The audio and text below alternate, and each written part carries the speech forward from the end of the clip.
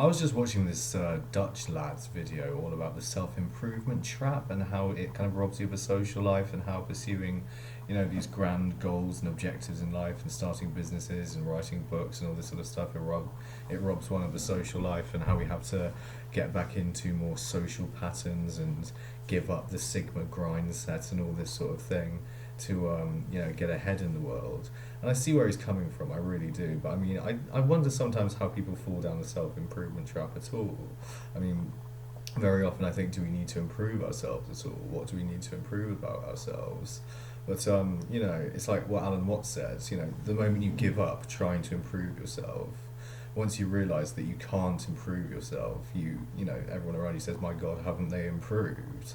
And I do see where, that's coming from as well. I see this kind of backwards law uh, logic to things. The backwards law where they talk about how Navy SEALs prepare in their training. They're handcuffed and thrown into a swimming pool or something, and the only way that they can survive is by relaxing, bobbing down to the bottom of the swimming pool, then gently pushing themselves up again. So it's flow states, right, and a lack of effort that really bring out the best work in us, and that it's the lack of trying is that what we have to really harness, rather than huge amounts of grinding effort. And I do get that on a very important level. I think, well, I don't maybe get that, and maybe that's where I'm going wrong in my life, and I'm grinding forward too much, and it's yeah, maybe my efforts are misguided, and I'm just thinking, because we're constantly told at school, work harder, work hard, hard, hard. That you're not trying hard enough, you're lazy, you're gonna fail miserably in life because you're a lazy piece of shit, and so on. You need to work harder, work harder, work harder, and the message is always work hard. Well, what about like working smarter? And there are these ideas that go around as well, like what do we need to do? What do we need to prioritize? What's the best thing to be doing in the moment? And to figure out what the best thing to be doing in the moment is, like you need to not just be grinding away, constantly tapping at a keyboard, constantly doing this, that, or the other, whatever it is. I mean, poetry I write, for one thing, is obscene. Like, what am I trying to do? Practice my craft, get better at it, constantly trying to improve. But then again, I've been writing since I was a child. And so I'm just thinking, how much better is my writing really going to be in terms of the 10,000 hours rule? Like, there's never been a day that's gone by in 20 years where I haven't written anything. I don't think. Nothing at all, right? I've always done some writing, I think. But it's a matter of completing projects, and anything like writing a book, I'm afraid to say, does require grinding work, and it does require grinding effort, and there's just no two ways about it. And maybe on a level Alan Watts was wrong, maybe on a level the backwards law doesn't actually apply to writing books, but the backwards law does apply to social situations and things like this, where we need to be relaxed and confident and um, being ourselves. And it applies in stand-up comedy, where you have to be relaxed and confident on stage. It applies on YouTube. It applies, right?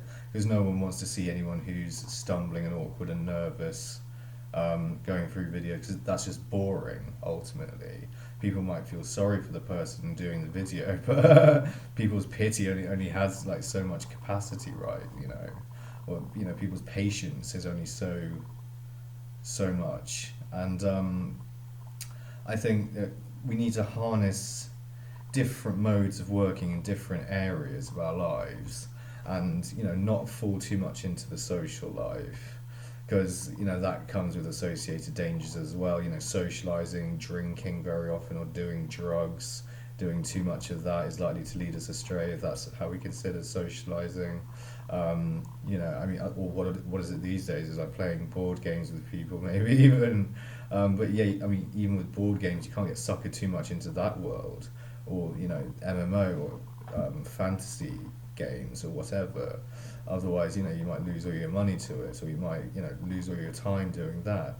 And I think it's very important to focus on things that do reward one financially also, and focus on real work and, well, or things that might reward one financially down the line, and not just focus entirely on leisure. I think that's also important. But it's a middle way sort of thing, isn't it? It's a balancing act between two different styles of life that we have to somehow try and navigate. It's a way between extremes all the time. It's a way between not losing ourselves to the sigma male grind set, so called, not losing ourselves to the social world, but having a social life and a work life and keeping those things in balance. And there we got it. We got the work life balance, and well, it's what we all sort of want, really, isn't it? We all want to contribute, I think, or hopefully we do. Hopefully, we want to contribute things that enrich the lives of other people, for which we're rewarded in our turn. And that's important to have in your life. I think work that you find fulfilling, and work also for which you're valued as a human being. And both elements of these things are important. And it's important also to have friends. It's important also to have people who like you, who you get on with, who you can talk to, who you can share experiences with, and those things are important also. And I find immense joy in just, well, I mean, also I value my alone time, because I think I'm on the autistic spectrum, or I'm 99% convinced that I'm on the autistic spectrum. So I really value my alone time. I love just going out alone, walking in nature, looking up at the stars at the night and so on, and just not being around people at all. And I love that. I love being alone. And and that feeds very much into the work that I do, the individual creative work that I do. That comes out of very much a place of solitude very often in terms of writing. And it's not having too much of one, not having not enough of the other. I think we all on a level crave the social life, and we all crave human connection and human togetherness and happiness with our friends and with other people, obviously. But then again, we also have our lives to consider.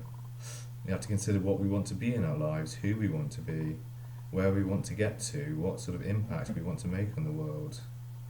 And the grind set does have its place. There's the backwards law on the one hand, which has its place as well, and then there's the other style of life, which is actually writing the books and actually writing out all the comedy performances and so on, and starting the businesses. And it requires huge amounts of intense, focused work, which is enjoyable very often in its own right, I think. And it's a great experience to do that sort of stuff. And it makes you into a more capable, industrious, competent, conscientious type of person. And there is something to be said for self-improvement. Actually, I think Alan Watts was wrong on a level. Stop trying to improve yourself. And stop trying to improve yourself, but also get with the program of the middle way, I think, is what Watts was trying to say there. And and walk the middle path, but don't do it purposelessly towards a kind of unframed objective, or towards no goal at all in particular, and focus on what you want to get out of life and try to go about getting it, etc., etc. And still, within the whole process of the middle way, even, and this not trying mentality, you are still going to have to expend effort. There's just no way of getting around it. Otherwise, you're just lying in bed all day, and we can't have that. We can't allow for that. Not really. We can't provide for everybody if they're just lying around in bed all day, or sitting around meditating constantly, or constantly in some yoga party or whatever. It doesn't work that way. People have got to work in the world. People have got to do shitty, crummy jobs to keep everything running. People have got to mend roads, work on farms, work in factories, teach school kids. Someone's got to be in the emergency room when someone slides down a telephone pole and grinds their cock off. Do you see what I mean? So yeah, we need to. It's a balancing act, as I said. It's a path between extremes. It's finding the life that we want between extremes of efforts, and trying to harmonize a social existence and an individual artistic creative existence, possibly also within the general kind of sphere of our own necessities for survival, and putting food on the table and roofs over one's head and all those sorts of things that survival entails, or that are entailed under the rubric of survival, should we say. I think I've made my point, more or less. It's like, yeah, you need both in life.